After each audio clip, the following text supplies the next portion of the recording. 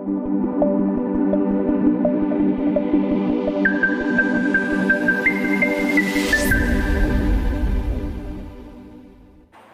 आप देख रहे हैं इंडियन टीवी न्यूज। खबरों के साथ मैं हूं वर्षा सिंह और अब नजर आज की बड़ी खबर पर।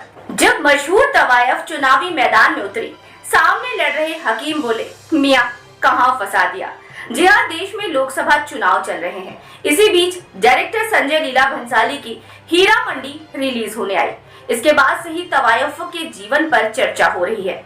लोग इनके बारे में जानना चाह रहे हैं।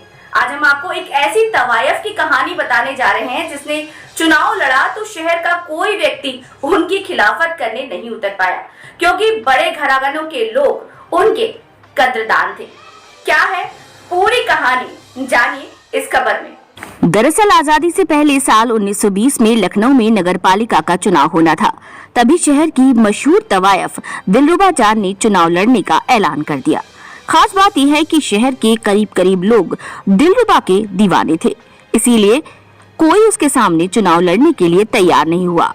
शहर के कई लोग हैरान थे कि कोठे पर महफिल जमाने वाली एक तवायफ चुनावी मैदान में कैसे उतर सकती है।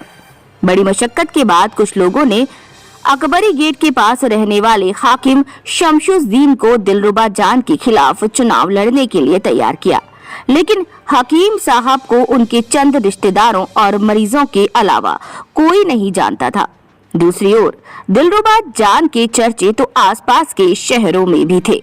हकीम साहब दिलरुबा जान की फेम देखकर इतने हताश हो गए कि उन्होंने एक बार अपने दोस्त से कहा, मियां ये हमें कहां फंसा दिया।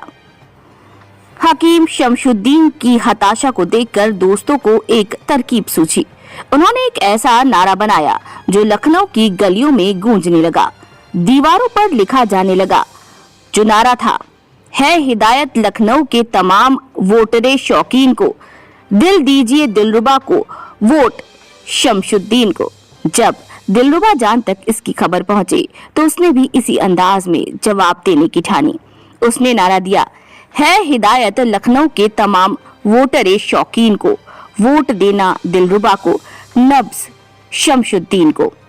ये मीठी नोकझोंक वाला चुनाव उस समय खूब चर्चा में बटोरा रहा। चुनाव के दिन लोगों ने वोटिंग की। दोनों के बीच कांटे का मुकाबला नजर आ रहा था। रिजल्ट आया तो पूरा शहर चौंक गया। हकीम शमशुद्दीन बेहद मामूली अंतर से चुनाव जीत गए। जब दिलरुबा जान को पता चला कि वे चुनाव हार गए तो उन्होंने निराश होते हुए बस इतना कहा, चौक में आशिक कम और मरीज ज्यादा हैं। नई नई खबरों के साथ जुड़े रहने के लिए जुड़े रहिए हमारे चैनल इंडियन टीवी न्यूज के साथ। फिर मिलेंगे, नमस्कार।